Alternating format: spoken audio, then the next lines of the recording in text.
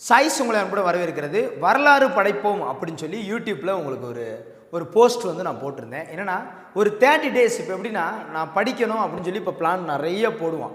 போட்டுட்டு நம்ம என்ன பண்ணுவோம்னா 4 நாள் 5 நாள் இப்போ படிக்கிறோன்னு வச்சுக்கோங்கவேன். படிச்சுட்டு சப்போஸ் நம்ம அதை கேப் போட்டுட்டோம்னா அது பெண்டிங்காகவே ஆயிரும். அப்போ ஒரு 30 நாள் நம்ம சரியாக வந்து படித்து அந்த 3 டெஸ்ட்டையும் ப்ராப்பராக எழுதி, இப்போ எல்லோரும் வெற்றிக்கும் தோல்விக்கும் ஒரு சின்ன வித்தியாசம்தான், கன்சிஸ்டன்சி மட்டும்தான்.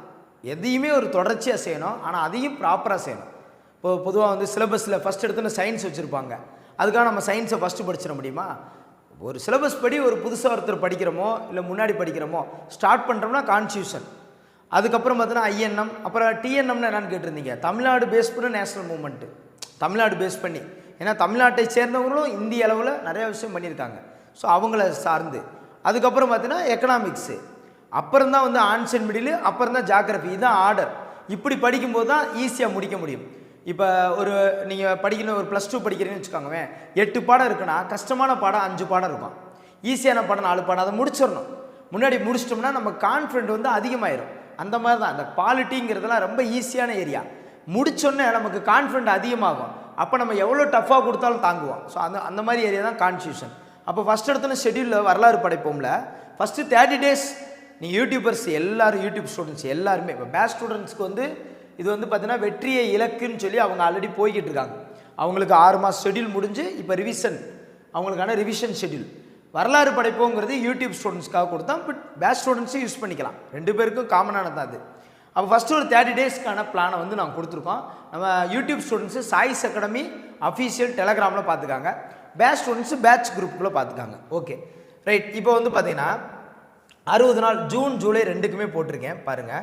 ஃபஸ்ட்டு ஜூனை சக்ஸஸ்ஃபுல்லாக முடிங்க, ஜூலை பார்க்க கூட வேணாம், ரைட்டா? ஃபஸ்ட்டு ஜூனை 3 ஷெட்யூல் கொடுத்துருக்கோம், முடிக்கிறோம் அப்படின்னு சொல்லி தான். 3ஆம் தேதியிலேருந்து இன்னையிலேருந்து ஆரம்பித்து 9ஆம் தேதி வரைக்கும் ஃபுல்லாக படிக்கிறீங்க. 10ஆம் தேதி கரெக்டாக அந்த எக்ஸாமில் எழுத போகிறீங்க. 10ஆம் தேதி அந்த எக்ஸாம் எழுதும்போதே மைண்டில் ஒன்று செட் பண்ணிக்காங்க, 175க்கு மேலே இருக்கணும் அப்படிங்கிறத மைண்டில் செட் பண்ணுங்கள். ஏன்னா ஒரு டெஸ்ட்டு எழுதும்போதே நம்ம படிக்க ஸ்டார்ட் பண்ணுறோம். இப்போ இன்றைக்கி 3ஆம் தேதி இப்போ ஸ்டார்ட் பண்ணுறீங்க.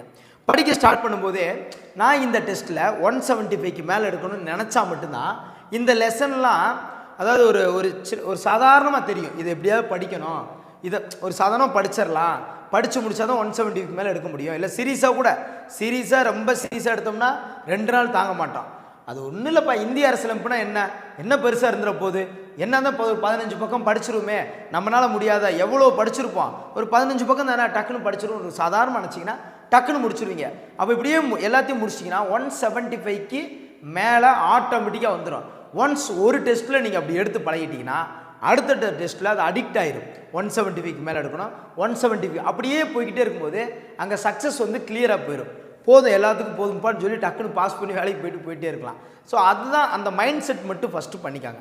மைண்ட் செட் பண்ணிட்டா, அதாவது 2 சுச்சுவேஷன் தான். சுற்றி இருக்கிறவங்க எல்லாரும் பிரச்சனை, அதனால் என்னால் படிக்க முடியல, இது ஒரு கேட்டகரி. சார் பிரச்சனையே நான் ஒழுங்காக படிக்க மாட்டேன், இது 2ஆவது கேட்டகரி. சுற்றி இருக்கிற பிரச்சனையை ஏதாவது சரி பண்ண முடியுமானா ஒன்றுமே சரி பண்ண முடியாது.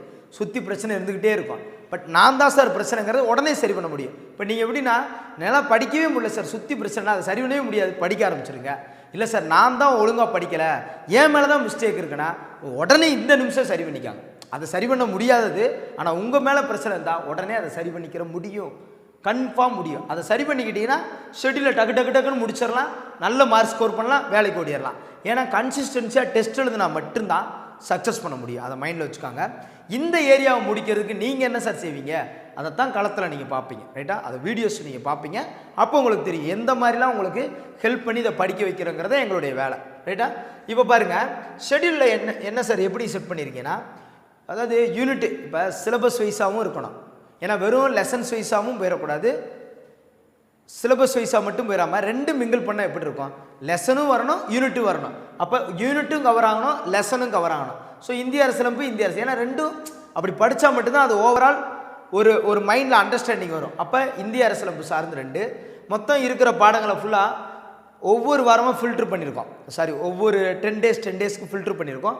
ஓவராலாக இந்த ஷெட்யூல் அடிப்படையில் கான்ஸ்டியூஷன், ஐஎன்எம், தமிழ்நாடு பேஸ் பண்ணி அண்டு தமிழ் மேக்ஸு, இது எல்லாமே நாங்கள் வச்சுருக்கோம். பாருங்கள் எப்படின்னு. எக்கனாமிக்ஸு அப்படியே ஆகஸ்ட், எக்கனாமிக்ஸ் தொட்டுட்டா நீங்கள் இதெல்லாம் முடிச்சு எக்கனாமிக்ஸ் தொட்டிங்கன்னா 10 நாள் பறந்துடும். அவ்வளோதான எக்கனாமிக்ஸா. கொஞ்சம் கரண்ட் அஃபேர்ஸ் சேர்த்து படிக்கணும், அதனால தான் அதை ஆகஸ்ட்டில் வச்சுருக்கேன், முன்கூட்டி வைக்காமல். Right, okay. இப்போ வந்து பார்த்தீங்கன்னா இந்திய அரசியலமைப்பு சார்ந்து 10th 12th பாலிட்டி வச்சுருப்பேன். இந்த பாட தேசிய இந்த தேச கட்டமைப்பின் சவால்கள் இருக்குது பார்த்தீங்களா, அது 12th பாலிட்டி ஏழாது. அது யாருமே படிக்காமல் போயிடுறாங்க. அதை நான் கடைசி ஷெட்யூலில் வைப்பேன், பொதுவாக பேட்சில் கடைசியில் வச்சாலும் சரி அதை ஒரு சில படிக்காமல் போயிருவீங்க. அந்த விஷயத்தை புரிஞ்சுக்கிட்டால் மட்டும்தான். நிறையா விஷயங்கள் இருக்கும், அதை நீங்கள் நாங்கள் கொடுக்கும்போது பாருங்கள் கண்டென்ட், அதை புரிஞ்சுக்கிட்டா இவ்வளவு இன்ட்ரெஸ்டிங்காக நடந்துச்சு. ஏன்னா அந்த பாடம் ரொம்ப இம்பார்ட்டண்டான பாடம். ஸோ அதெல்லாம் அங்கே வச்சுருப்போம். அதுக்கப்புறம் லோ ஸ்டாண்டர்டும் உள்ளே மிக்ஸ் பண்ணி வச்சுருப்போம். இந்த குடிமக்கள் குடியுரிமை ஒரு இதை பேஸ் பண்ணி வரனால லோ ஸ்டாண்டர்டும் வச்சுருவோம். அப்போ பாலிட்டி இவ்வளோ தான். அடுத்து வந்து பார்த்தீங்கன்னா உங்களுக்கு ஐஎன்எம் சார்ந்துங்கிற போது இந்த 2 படம் கிட்டத்தட்ட சேம் தான். நவீனத்தை நோக்கியும் 19ஆம் நூற்றாண்டு சேம் பாடம். அதில் இருக்கிற விஷயம் இதில் இருக்கிற விஷயம் மிஞ்சி போனால் 20% மட்டும்தான் டிஃப்ரென்ஷியேட் அடிக்கும் அந்த 2 பாடம். அதுக்கப்புறம் பார்த்தீங்கன்னா இதை ஒட்டியே வந்துடுது 10th ஹிஸ்ட்ரியில் காலனியத்துக்கு எதிரான இயக்கங்களும் தோற்றம். அப்புறம் 9th ஹிஸ்ட்ரியில் ஒன்று இது இப்போ இது வந்து ஐஎன்எம் சார்ந்து வந்துடும். இது வந்து பார்த்தீங்கன்னா தமிழ்நாடு பேஸ் பண்ணி வந்துடும். அப்போ பாலிட்டி ஐஎன்எம் தமிழ்நாடு பேஸ் பண்ணி 3 ஏரியாவும் கவர் பண்ணிடுறோம். பொது தமிழில் என்ன சார் கொடுத்துருங்க, 6ஆம் வகுப்பு புதிய பொது தமிழ். ஒரு 6வது புத்தகத்தில் இருக்கிற பின்னாடி இருக்கிறத மட்டும் இல்லை, இலக்கண பகுதிகள் மட்டும் கிடையாது, இலக்கிய பகுதி உரைநடை பகுதியிலையும் சின்ன சின்ன தமிழுக்கான அர்த்தங்கள் இலக்கணம் பேஸ் பண்ணி இந்த சிலபஸ் பேஸ் பண்ணி நிறையா விஷயங்கள் அங்கங்கே இருக்கும். இப்போ டிஎன்பிசியில் 6th புக்கில் வந்து ஒரு 4 கொஸ்டின் கேட்குறாங்க, நீங்கள் 2 கொஸ்டின் கேட்டால் கூட அது ஒருத்து தானே.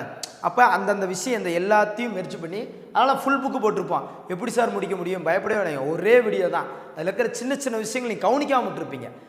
அந்த கவனிக்காத விஷயங்களை நாங்கள் நோட் அவுட் பண்ணி நான் உங்களுக்கு கொடுப்பேன். அப்போ அந்த புத்தகத்தை முடிச்சிடுறீங்க. அது போக சிலபஸ் வைஸாக உங்களுக்கு சிலபஸில் ஒரு மாறுதல் ஆகுமா, அவுட் சோர்ஸ் இல்லைன்னு சொல்லுவாங்களா, இல்லை 10ஆம் வகுப்பு தரேன்னு சொல்லுவாங்களா, ஏதோ ஒரு விஷயம் நடக்க போகுது ஜூன் 2க்குள்ளே கண்டிப்பாக நமக்கு ஒரு தகவல் வரும். அது வரைக்கும் நம்ம விட்டுறக்கூடாதுல்ல. அப்போ அந்த சிலபஸில் உங்களுக்கு லாஸ்ட் யூனிட்டுக்கு பார்த்தீங்களா, அந்த 7வது யூனிட்டு, அதில் உங்களுக்கு இந்த உவே சாமிநாத ஐயர் இந்த நாலடியார் சார்ந்து இந்த ஏரியாவையும் ஜாயின் பண்ணியிருக்கோம். அப்போ உங்களுக்கு புக்கும் கவர் ஆகுது, அந்த யூனிட் வைஸும் கவர் ஆகுது. ஸோ 2 கவர் ஆகும்போது ஈஸி. மேக்ஸில் தனி வெட்டி குட்டு வெட்டி, மேக்ஸில் அழகாக ஒரு கரெக்டாக 6 to 8 டாபிக் கிட்ட எடுத்திருக்கோம். ரொம்ப சிம்பிளாக. இப்போ சிம்பிளிஃபிகேஷன் இதில் வச்சுருக்க மாட்டேன், 2D 3Dயும் வச்சுருக்க மாட்டேன், ஆனால் நம்பர்ஸ் வச்சுருப்போம். ஏன்னா ரொம்ப சிம்பிளாக இந்த டாப்பிக்கில் நம்ம ஸ்ட்ராங் ஆகணும். நம்ம நினச்சிட்டு போவோம் கூட்டு வெட்டி தானே நினச்சிட்டு போவோம். கூட்டு வெட்டிக்குள்ளே இருக்கிற ட்ரிக்கை நிறையா தெரிஞ்சுக்கணும். நல்ல இந்த 8 டாபிக் நல்லா தெரிஞ்சிச்சுன்னு வச்சுக்காங்கவே, ரைட். எப்போ என்ன கேட்டாலும் சரி இந்த டாப்பிக்கில் நம்ம மிஸ்ஸே ஆகக்கூடாது. அப்புறம் ஆகஸ்ட்டில் போகும்போது சிம்பிளிஃபிகேஷன் 2D 3D அப்புறம் என்ன வேணாலும் பண்ணிக்கலாம். புரியுதா உங்களுக்கு, ரீசனிங் எல்லாமே. ஸோ அதனால தான் அதை பார்த்து இப்படி வச்சுருக்கோம். அப்போ 10ஆம் தேதி காலையில் உங்களுக்கு தமிழில் 100, சோசியலில் 75. சோசியலில் 75 எப்படி இருக்கும்னா மொத்தம் 3 பார்ட் இருக்குல்ல. அப்போ அதில் 25 கொஸ்டின், இதில் 25 கொஸ்டின், இதில் 25 கொஸ்டின், 3 பார்ட்லேயும் ஈக்குவலாக இருக்கும். அப்போ இதில் 25, இதில் 25, இதில் 25. அது போக இந்த லெசன் சார்ந்த ஒரு லைவ் டெஸ்ட் இருக்கும். புரியுது உங்களுக்கு. இப்போ இந்த பாடம் எடுத்துக்கிட்டால் 2 விதமான டெஸ்ட் இருக்கும். ஒன்று இந்த பாடம் சார்ந்து ஒரு லைவ் டெஸ்ட் இருக்கும், அதில் குறைஞ்சது 30 கொஸ்டின் இருக்கும். இந்த பாடம் சார்ந்து இங்கே 25 கொஸ்டின் இருக்கும். இந்த பாடம் சார்ந்து ஆஸ்கிங் ஒரு 10 கொஸ்டின் கூட கேட்போம். அப்போ இவ்வளவு கேட்கும்போது இந்த பாடம் ரொம்ப கிளியர் கட் ஆயிரும். ரைட்டாங்க உங்களுக்கு. ஓகே, அப்போ இங்கே 75 கொஸ்டின் அப்படி தான் செட் பண்ண போகிறோம். இப்போ சயின்ஸ் வந்து இதில் வைக்கலையே சார், சயின்ஸ் என்ன சார் பண்ணனா, சயின்ஸை ஆகஸ்ட்லேருந்து அப்படியே படிச்சுக்கிற போகிறோம். ஏன்னா 5 கொஸ்டின் தான் வரப்போகுது. அது 9th 10th புக்கை மெயினாக படித்தா போதும். இப்போ குரூப் 2 பேஸ் பண்ணி சயின்ஸ்னால் பொதுவாக படிக்காமே போவாங்க. பட் குரூப் 4 பேஸ் பண்ணி சயின்ஸ்னால் 9th 10th புக்காவது கம்பல்சரி படிக்கணும். அது உங்களுக்கு ஆகஸ்ட்லேருந்து அப்படியே சயின்ஸ் வந்து உங்களுக்கு கொடுப்போம். ரைட்டாப்பா. அப்போ ஓகே, மேக்ஸில் 25 200 கொஸ்டின் பிடிஎஃப் கொடுத்துருவோம். தமிழ் அண்ட் இங்கிலீஷ் 2 லாங்குவேஜ்லேயுமே இருக்கும். நீங்கள் பார்த்தீங்கன்னா தெரியும் கொஸ்டின். அந்த டேனா அந்த டே மார்னிங் அந்த என்ன டைமோ நான் வந்து அப்டேட் பண்ணி கொடுப்பேன். ஸோ ஒவ்வொரு வாரமும் அப்படி தான் வச்சுருக்கோம். அடுத்து ஒரு பாலிட்டி, அதுக்கப்புறம் ஒரு ஐஎன்எம், ஒரு டிஎன்எம். ஓகே தானப்பா. ஸோ இப்படி தான் வச்சுருக்கோம். இந்த ஷெடியூலை இப்போ நீங்கள் ஓப்பன் பண்ணி பாருங்கள், உங்களுக்கு கரெக்டாக இருக்கும். எல்லா ஏரியாவுமே கவர் பண்ணியிருப்போம். இதன் மூலமாக என்ன ஆகும்னா இந்த 60 நாளைக்குள்ளே இவ்வளோ லெசன்ஸை நம்ம முடிக்க முடியுமா அப்படின்னா முடிக்கிறது தான் பெரிய ஹைலைட். ஏன்னா முன்கூட்டியே நல்லா படித்து வச்சுட்டுன்னு வச்சுக்கோங்கவே. ஆனால் உங்களுக்கு பார்க்குறதுக்கு என்னன்னா, சார் எப்படி சார் இதெல்லாம் முடிக்க முடியும்?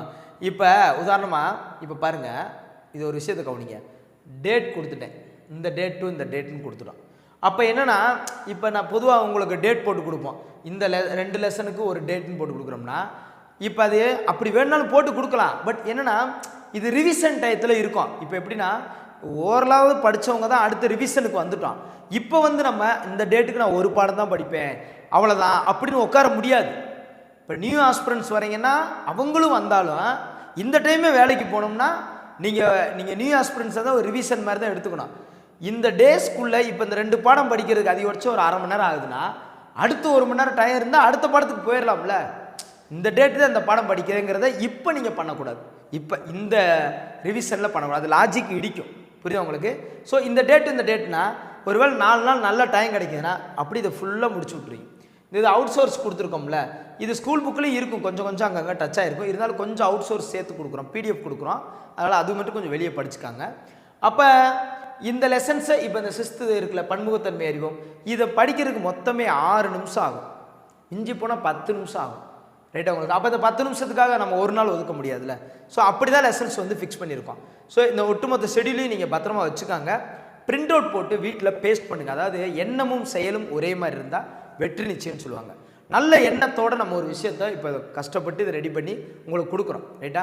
இதுக்கு எவ்வளோ இதில் வந்து பார்த்தீங்கன்னா சாதாரணமாக 2 எடுத்து இப்படி வச்சிட முடியாது. இந்த லெசன்ஸை வைக்கும்போது இந்த லெசன்ஸை கீழே வைக்கிறோம்னா அதுக்கு ஒரு அர்த்தம் இருக்கணும். சும்மாலாம் ஏதாவது ஒன்று கொடுத்துட முடியாது.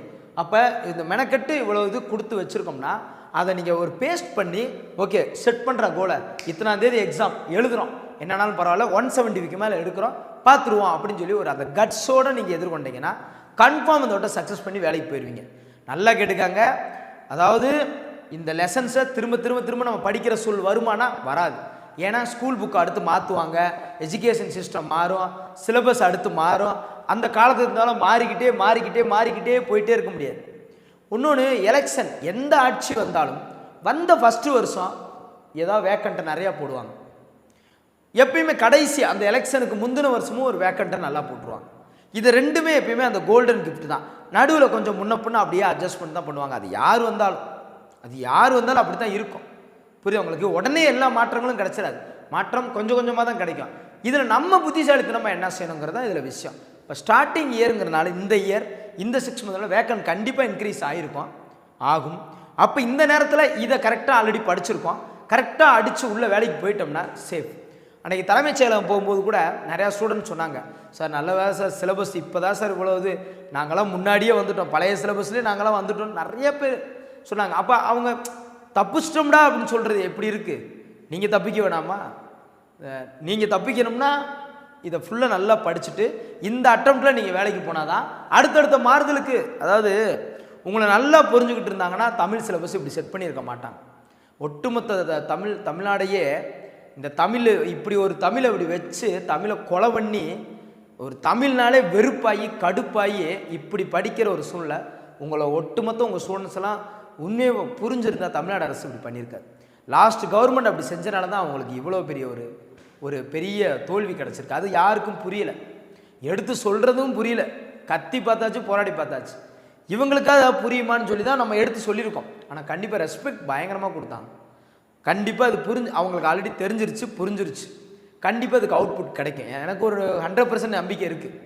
பட் இருந்தாலும் என்னென்னா நம்ம எவ்வளோ கஷ்டப்படுறோங்கிறது இப்போ வீடியோ பார்க்குற உங்களுக்கும் எனக்கு மட்டும்தான் தெரியும். இதை அது அந்த தமிழை படிக்க முடியாமலாம் ஒன்றும் பெருசாலாம் கிடையாது. பட் ஒரு நம்பிக்கை இல்லாமல் ஒரு விஷயம் இல்லாமே ஒரு மாதிரி போயிட்டுருக்குல்ல, இந்த சொல் ஓயாமல் இப்படி ஆகிட்டே இருக்கணுமா? படிக்கிறோம், வேலைக்கு போகிறோம் அப்படிங்கிறத ஃபிக்ஸ் பண்ணிக்காங்க. வரலாறு படைப்போன்னு போட்டு வச்சுருக்கோம். அப்படின்னா இந்த ஏரியாவை நம்மளை தாண்டியா ஒருத்தர் அப்படிங்கிற அந்த கட்ஸோடு நீங்கள் தைரியமாக படிக்கணும். அப்படின்னா மட்டும்தான் இந்த ஏரியாவில் நீங்கள் சக்ஸஸ் பண்ண முடியும். ஸோ ஷெடியூல் இந்த நிமிஷம் இந்த செகண்ட்லேருந்து ஸ்டார்ட் ஆகுது. படிக்க ஆரம்பிச்சிருங்க. கீழே டெலகிராம் லிங்க் கொடுத்துருக்கேன், ஃபாலோ பண்ணிக்காங்க. So thank you to all. Thank you. இது குரூப்பில் பேட்ச் ஸ்டூடெண்ட்டுக்கு பேட்ச் குரூப்பில் வந்துடும், யூடியூப் ஸ்டூடெண்ட்ஸ்க்கு சாய்ஸ் அகாடமி அஃபீஷியல் குரூப்பில் உங்களுக்கு வந்துடும். ரைட்டாப்பா? So thank you to all. Thank you.